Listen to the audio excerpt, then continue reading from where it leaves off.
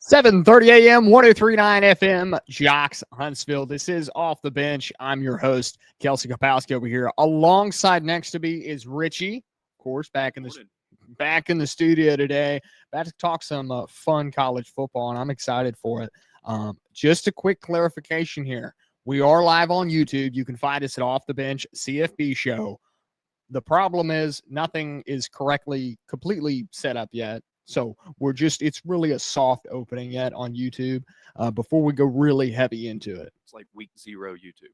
Yeah, week 0 YouTube. I don't know why, Richie. We're having so many issues with your mic. I don't know why. Go ahead and talk, Ben. How about that? We're better. Okay. It's still not there, though. I don't know what's going on with that. I guess a lot of things are going to be affected on this side, but we don't have a clear answer. We'll work through it in the break and try to get everything figured out. But, of course, a lot of good games on today. I think Auburn, Oklahoma has got to be the headliner. You would think that, except for game day, nor is Fox there. So that's true. Yeah. Where is game day? Oh, are we in Miami? They're at the U. The U. For what's going to be a possible blowout. A possible blowout to U. Well, when we've Florida and Miami, if we want to go into that real quick, Florida and Miami, this is a weird game because they've already had a common opponent, if I'm not mistaken. USF? USF, yes. Yes. One of those games went very far south. Yes. And one of those games was some mediocre, couldn't keep with them. Well, yeah. Till the end. Yeah. I mean, Miami showed up, did exactly what they were supposed to do, and Florida did not. I mean, it's just as plain and simple as that. Wow, I sound a lot better all of a sudden. There we go. That had to have been figured out real quick. I realized what it was. Gotcha. I mean, Florida's concerns are going to keep going. Their struggles are not going away today down in beautiful South Beach, and the U is going to throw out everybody they can, all the big names, former Miami players, and as they do anytime it's a big game. And it's supposed to be a big game against Florida, but Florida's dropped 2 games more than they should have at this point in the season, and here we are. Florida's on the risk of a brink of absolute a chaotic season with their death row schedule coming ahead. So it's not really a good case for them and how things are moving forward with how DJ Lagway has played to this point. He had about a season worth of interceptions in last week's game. I think it was 4 or 5 picks in that game alone. And now we have Billy Napier wondering if he's going to still have a job in the next couple of weeks. It was 5. And I distinctly remember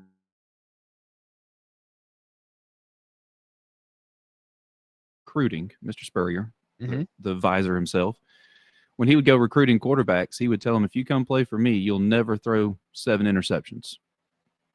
And one kid asked him one time, Coach, what's it about your system that keeps me from throwing 7 interceptions? Because when you throw your 6, you're going to be riding the bench the rest of the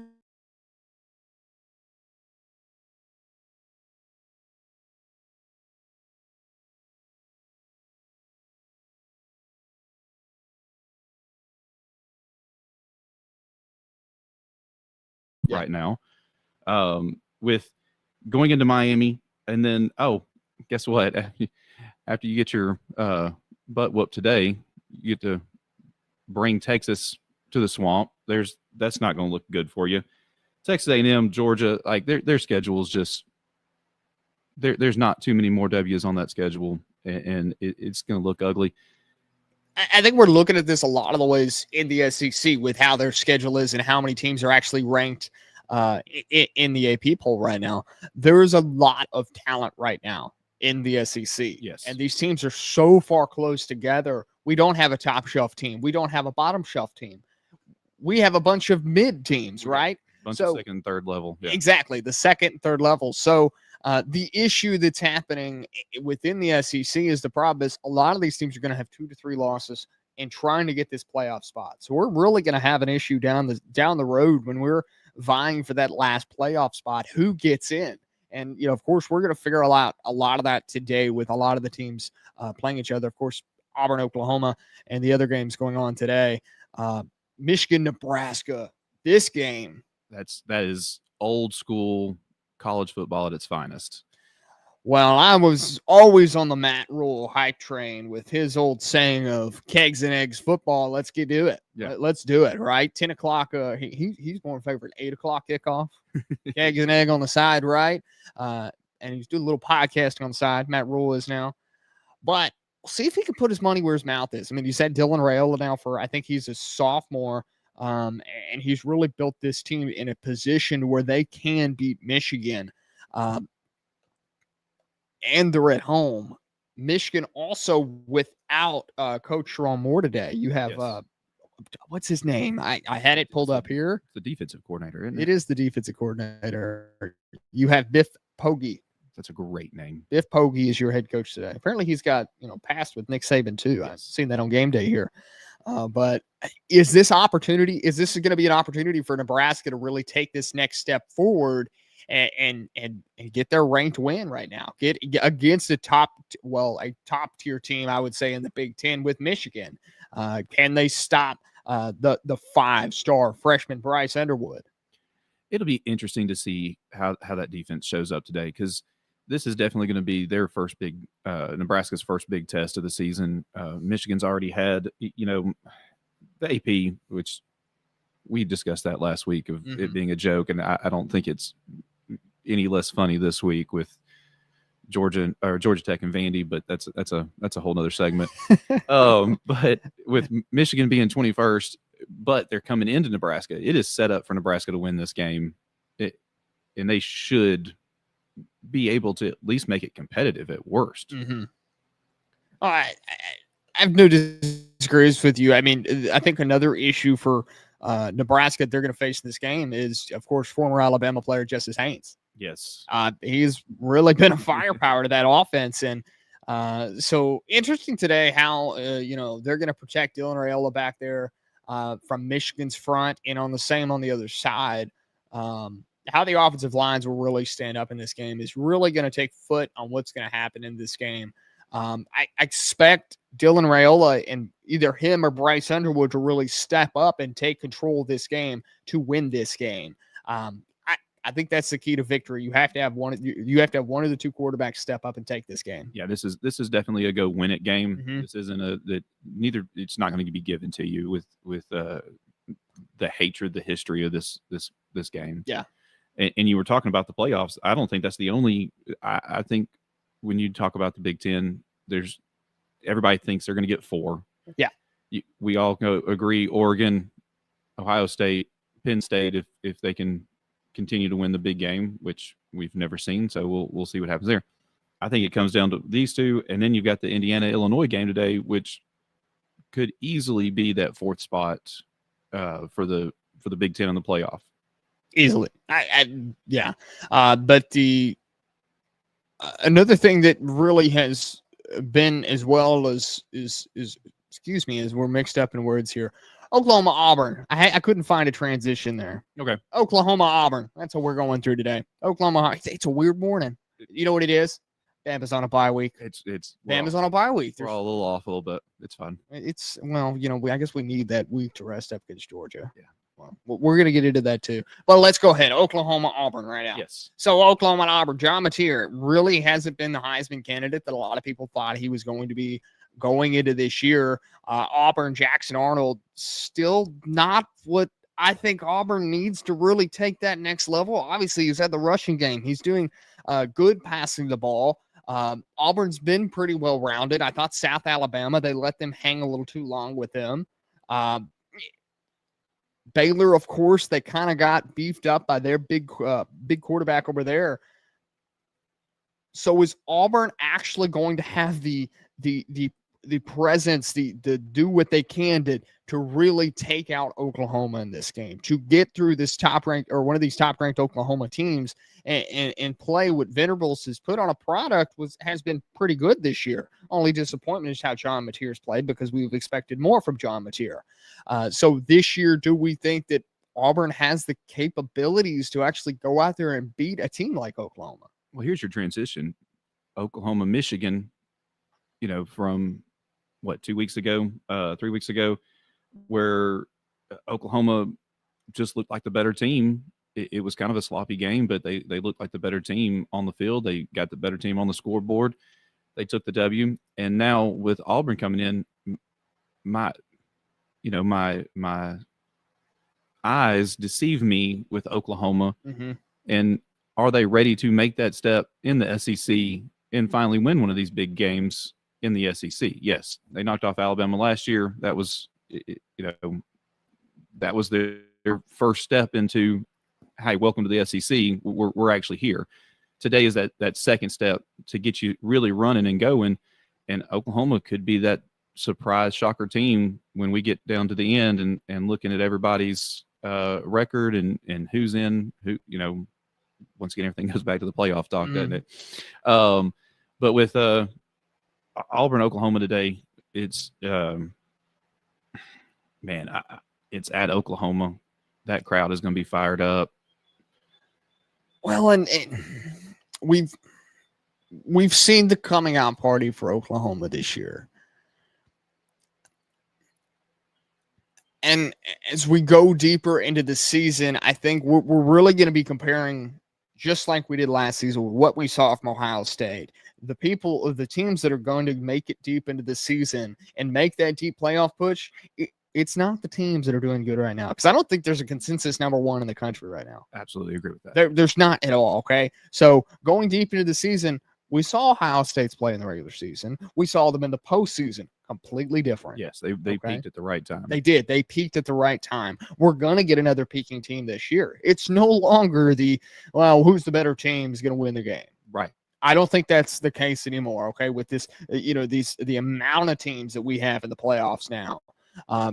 Growing from 4, obviously the BCS era with 2, it's no longer the best team on the field, no longer the best product on the field, okay? What we're looking at now is when something clicks. When we see that click from one of these teams, and we're not far enough into the season yet, we're going to see the click start to happen week 6, week 7, right? Just a couple of weeks away. We'll see those clicks happen, and we'll really majestically see, hey, this team looks really good, and it could be Auburn, it could be Oklahoma. I don't see the trust in Auburn. I don't see that extra click happening for them. Oklahoma 100% do. I think the ceiling for John Mateer really, really is Heisman front runner. Yes, and it goes back to the transfer portal. When you bring in so many players, you brought up Ohio State from last season, and that it felt a little clunky during the regular season, and then all of a sudden they get to the postseason and it clicks. Mm-hmm. It does come down to the best players when the lights come on, the best players go out there and play ball. And when you're bringing in some of these teams that brought in 50, 60 different players that and welcome to each other for the first time, weeks, if not just a few months ago. And so, yeah, it's going to take some time for those teams to start that clicking process and go, okay, I now know, there's old stories of like Tom Brady taking his wide receivers down to the beach during the off season and just running routes with them to the point where he could throw the ball with his eyes closed and he knew where Randy Moss was going to be. And you don't have that in college football anymore when I don't even know who my quarterback is going to, where he's going to be playing next year. Exactly. And who's my wide receivers? Who's my number 2? Who's, I may know that this guy's coming back, but all right, we've got to replace 2 more wide receivers, a tight end. There's not the trust there. And so like you're talking about, and to me, that goes back to how good is your coach at, Ryan Day is a great coach. He was able to turn the lights on, and Ohio State went out there and put their helmets on and was said, all right, we're winning this one.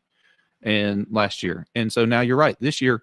And the big question comes down to, you're talking about Oklahoma clicking and finally rolling it into that. And could they be a surprise team? Is there a surprise team out there, or do we kind of already have an idea? All right, this is the 12, for the most part.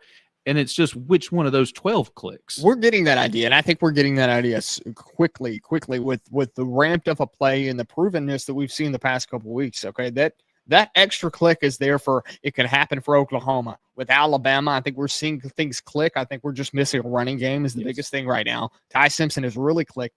Garrett Nussmeier is clicked, but he's hurt. Yes. Okay, and that's the issue right now. We think LSU is going to be without Nussmeier for a couple of weeks. So they've got to stay in that realm of we can make the playoffs so Nussmeier can make that click in the playoff. Gunnar Stockton, I think we saw him click against Tennessee.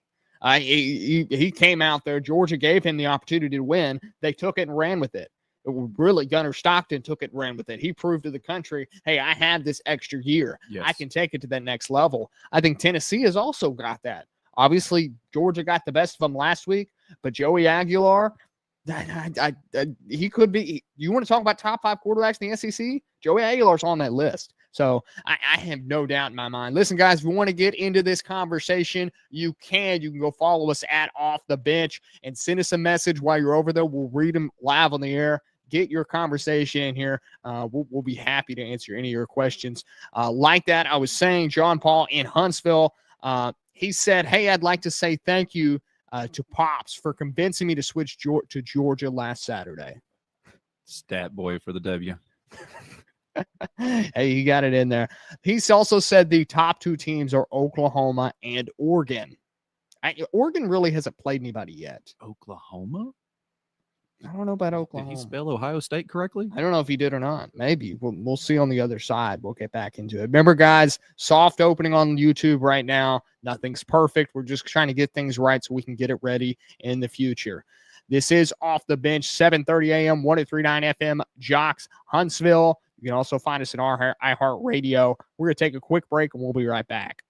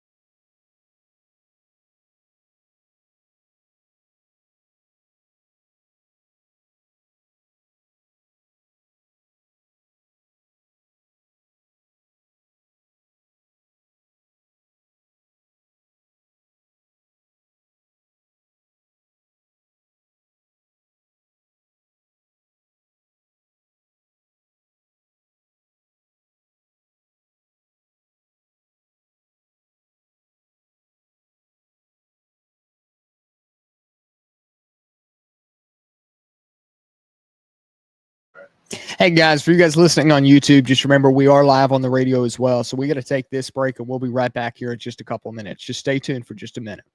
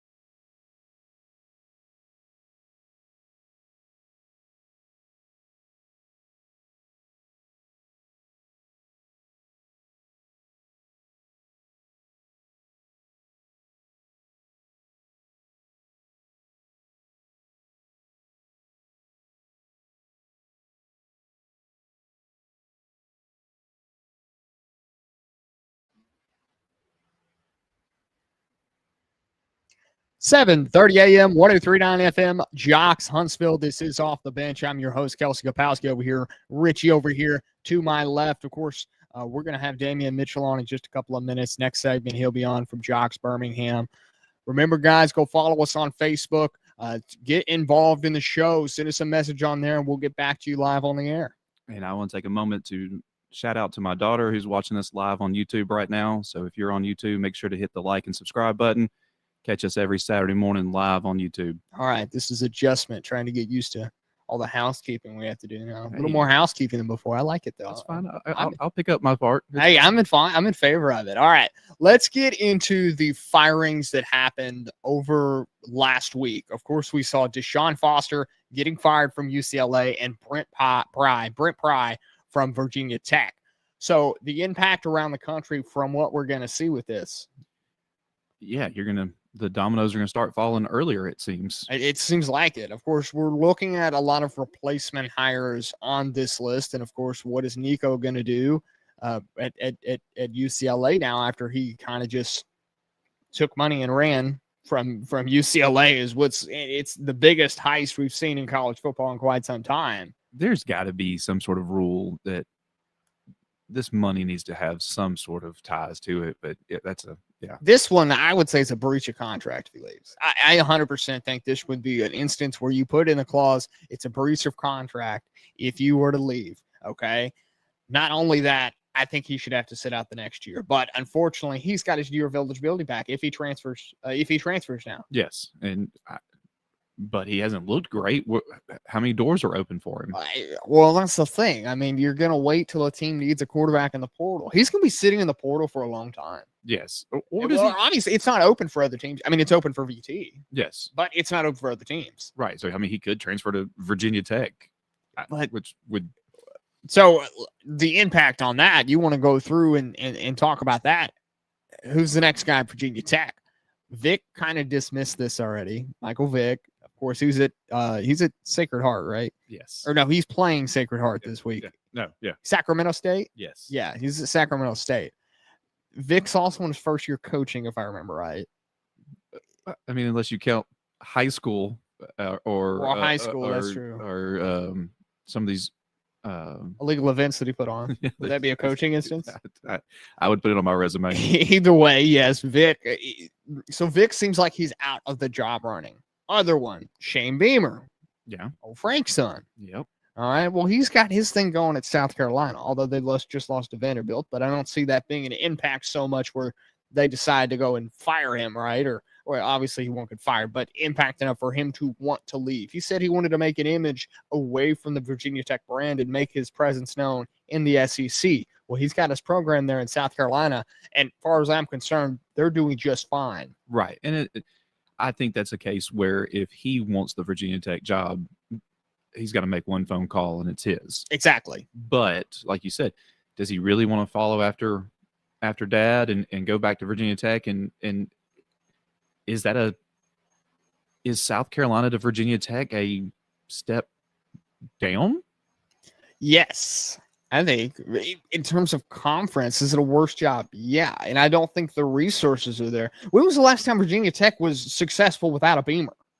I mean, just an example here. Is Virginia Tech actually that good of a job besides the ACC apparel on it? No.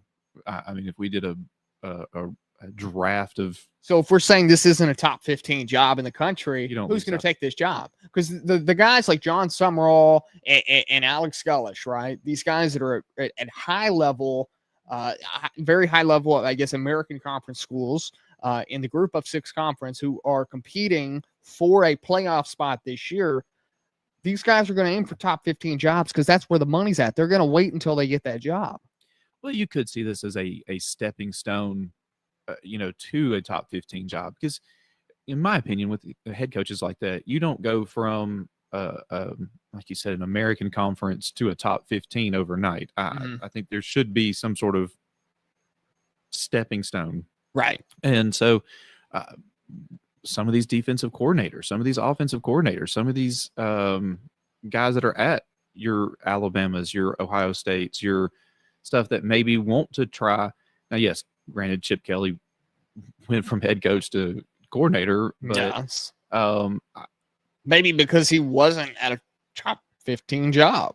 that's You go and make is UCLA not in football. In basketball, yes, that's a top 15 job. okay. Their NIL is set up for basketball, but it's not Yes. set up for football. VT's in this unique situation where, yeah, their NIL is set up for football, but the problem is the success just hasn't been there.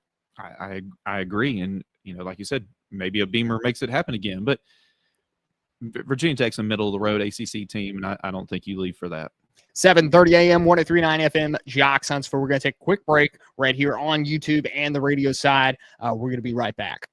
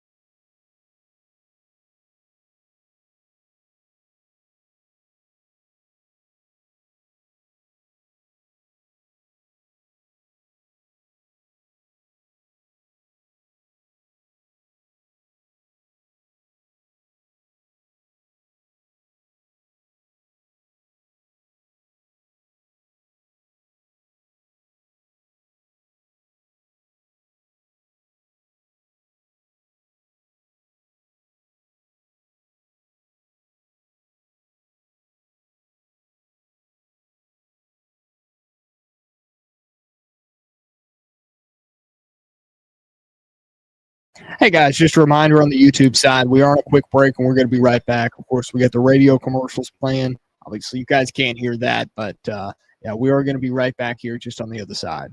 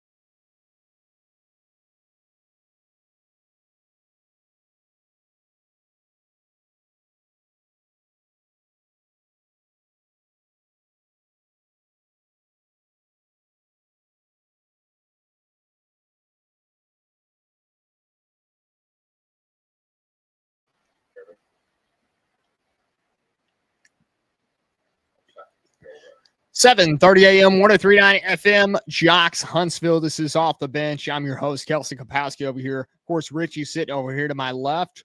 We've got it live on YouTube today, so go ahead and make sure to go over there. A little rough over there. It's not perfect yet, but if you want to go sit and watch, if that's your cup of tea to go over there and watch it with video included, by all means, go over there and watch us. You can send us any messages you want on Facebook. We'll get back to you live on the air. Go to follow while you're over there. And I can hear something in the background, and I have a feeling it's Damion Mitchell from WJOX down in Birmingham. Damion, how you doing today? Doing well, man. I appreciate y'all having me. Good Saturday morning. We got some exciting games coming up or on the slate. So let's get this thing rolling. How we feeling? How's life treating y'all? Man, we're feeling good over here. It's always a good Saturday morning just to set up and, of course, just talk college football in general. Now we're a little down today, and it feels a little weird because Bama's on a bye week.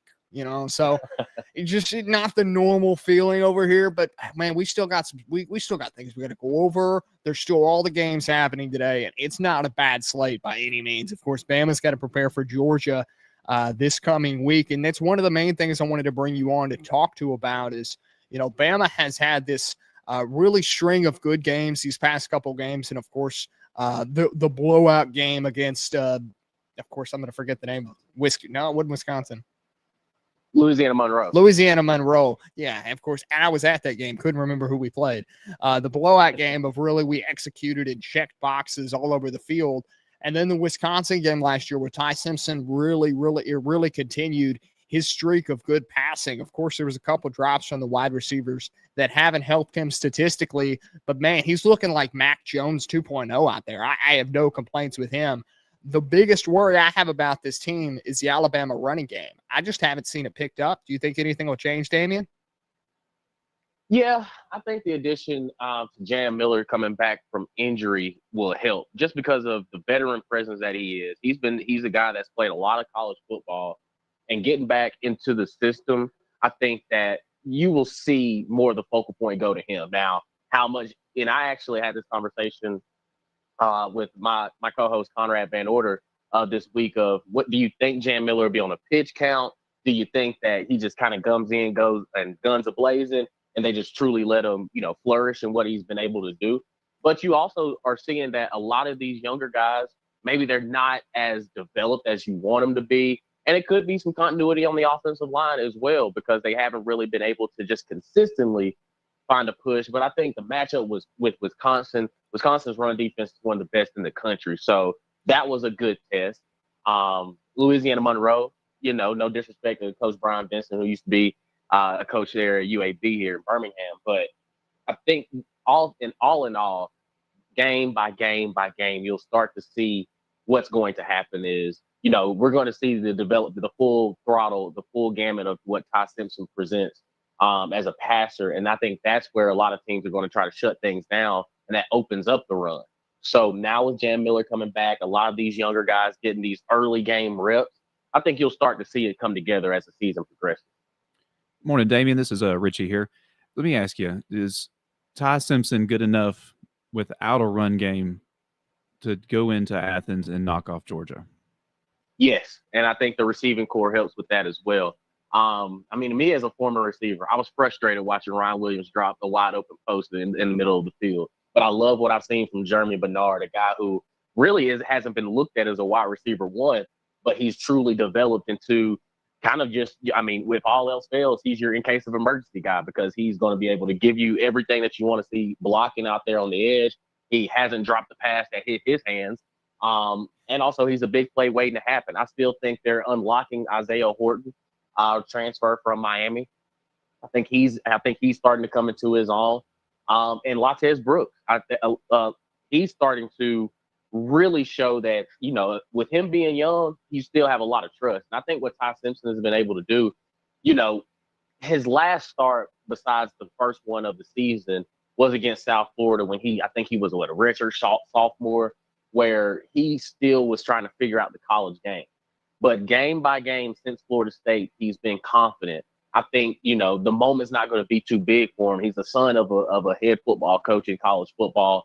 I think all of those ingredients will help him in the end because I do think, of course, you're going to see tougher defenses than what you've seen than with Louisiana Monroe and Wisconsin the past 2 weeks. But you can tell his confidence is starting to build. And I think that's exactly what you need at the quarterback position where he's not going to be phased. The Florida State game happened. And he made kind of like a Tim Tebow promise of, hey, we're going to get this thing righted. And if you look at how the team responds to him you can tell he's QB1. So I think that Ty Simpson, the talent that he is, and really and truly, he's kind of elusive with his legs too. And I think that kind of helps too, keep defenses honest of, okay, if the play breaks down, he can still take it, 20, 30 yards if need be. But I think that he is talented enough to go into Athens and get a win. Damion Mitchell from WJOX down in Birmingham. So let's ask the question that really is kind of over asked because we've seen this problem with Kane Womack's defense the past couple of years. The running threat with quarterbacks like Tommy Castellanos, Diego Pavia, Jackson Arnold. We've seen the Alabama defense completely break down when we play guys that have this ability to just take out of the pocket and run. I think we're about to see the same thing with Gunnar Stockton at Georgia, right? So his passing ability, obviously, you saw it on display against Tennessee last week where Stockton took control of that game. Like me and Richie have been talking about this morning, Stockton took control of it. Georgia gave him the chance to win, and he took that chance, and he ran with it. He's now looked at that quarterback, and they can rely on him with that. Of course, we also got to worry about the run game with him as well. With the possibility maybe of Tim Keenan with this bye week and everybody's getting healthy, with the possibility of him coming back next week, if Tim Keenan's on that defensive line, do you think Stockton really the whole Georgia run game gets shut down just a little bit more? I think it does slow it up because you see that Tim Keenan's presence has been missed through 3 games, whether it's the leadership aspect because you've seen him be kind of the vocal point on the sidelines for the guys, but also his impact of play. Because I think that's one of the biggest question marks about Alabama defensively is their defensive line. Because we've been so used to the Jonathan Allens, the Quinnen Williams, the Terrence Codys. And I think that they may not have that level of talent as much as they used to on the defensive front, but it's still a valuable piece because everything starts in the trenches here in the SEC. But I think for Gunnar Stockton, what you saw against a quality Tennessee defense was his ability to run the football when he needed to. And I think that's kind of been the Achilles heel the past couple seasons, is when plays break down because the defensive line hasn't really generated a defensive rush or pass rush, that it opens up lanes for the quarterbacks to run the football. So I do think it's a big addition having Tim Keenan coming back, but you still have to wrap up the quarterback when you have the chance. And we've seen Alabama generate some pressures, but can't get the quarterback down. If you do that with Gunnar Stockton, that's a home run waiting to happen. Damion Mitchell down from WJOX in Birmingham. Look, we got to take a quick break right now. We're going to have Damion hold on to the other side. We're going to get into the Dabo Swinney press conference that went down a couple of days ago. Is Dabo the opportunity for him to get fired maybe out there? We don't know yet. We're going to see. But we're going to have Damion hold on to the other side, and we're going to take a quick break right now here on the radio side as well as YouTube. So we'll be right back here in just a second.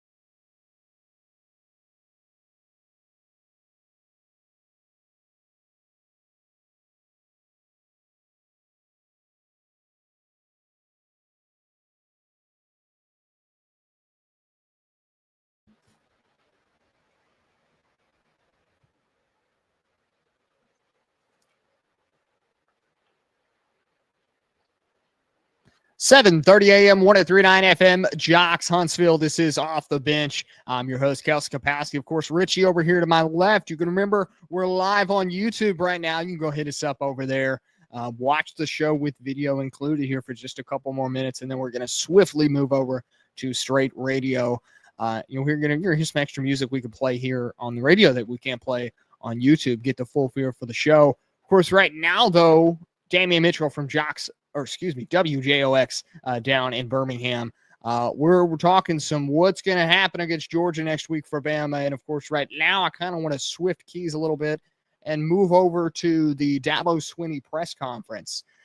Now, a lot of people, Damion, think that Dabo is on the risk of being fired. Now, I get the real leverage this plays with the game against Syracuse this week, but do we really think there's an opportunity for Dabo to get fired by Clemson? I don't think so. I think it's just one of those rough patches that a lot of teams go through. And, I mean, for Dabo, he's kind of the creature of his own success. And, I kind of laughed at his press conference the other day and, they want to fire me. He starts going down the stats of everything that he's accomplished there. Well, that's the reason why they're not going to fire you. I don't think that just because the first sign of a little, adversity, that it's worth losing the coach over, because he is pretty much the best coach you've had there in Clemson in a short amount of time. But I do think that, it's just a little uncomfortable because of the fact that, you've won all these games. You've been to the playoffs this many times. You've won the conference this many times.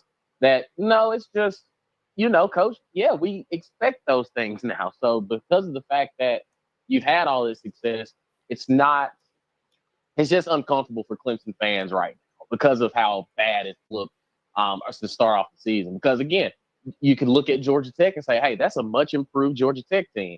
And if Clemson goes out here and runs the table, they're still going to be in contention for a playoff. They're still going to be in contention for the ACC title.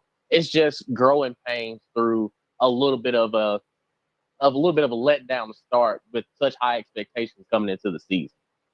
Damion, it came off to me as a little bit of a Nick Saban-esque, where he would use a question from the press to kind of get a word back to his players. Do you think that kind of attitude from him still works and is going to have the impact that I think he was hoping for? I think if Clemson really wants to have success, it should resonate in the locker room of, like, man, this coach that we have who's believed in us all this time, we're letting them down.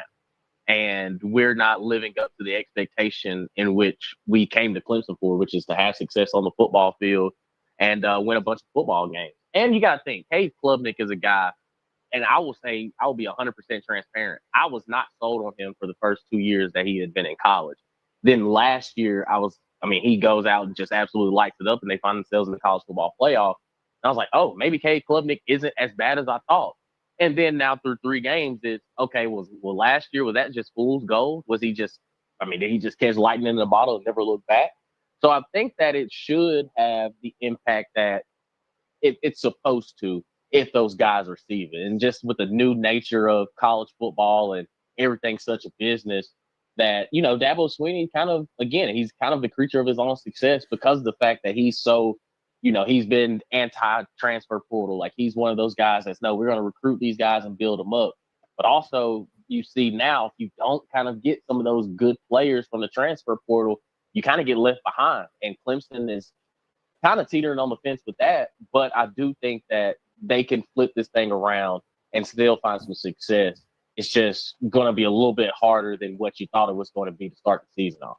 Damon, we just got a couple of minutes left here. So like I said, I'm bringing you on as more of a co-host, just hanging out vibe, right? But you're right. I think this Clemson team should be farther along than they should be, though, is they've had Cade in this system for a couple of years now. This isn't a freshman, sophomore quarterback we're talking about.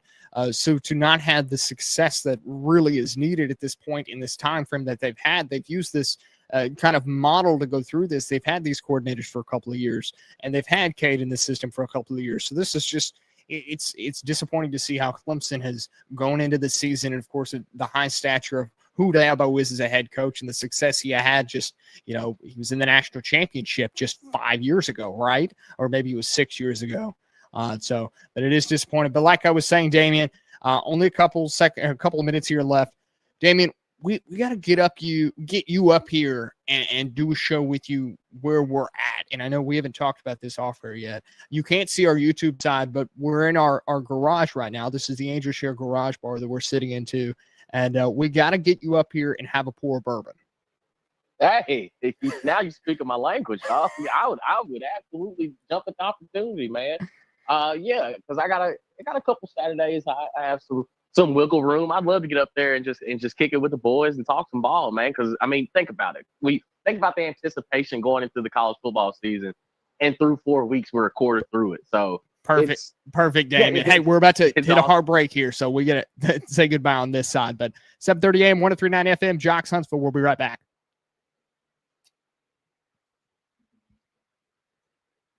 Are we going to keep YouTube going? YouTube side, we'll be right back. Just give us a couple seconds here.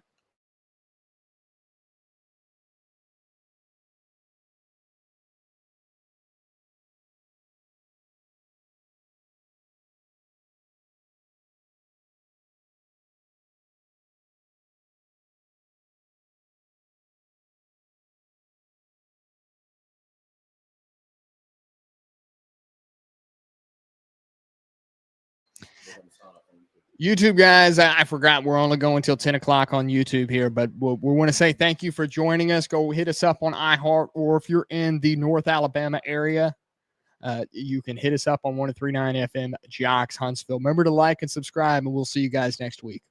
See y'all.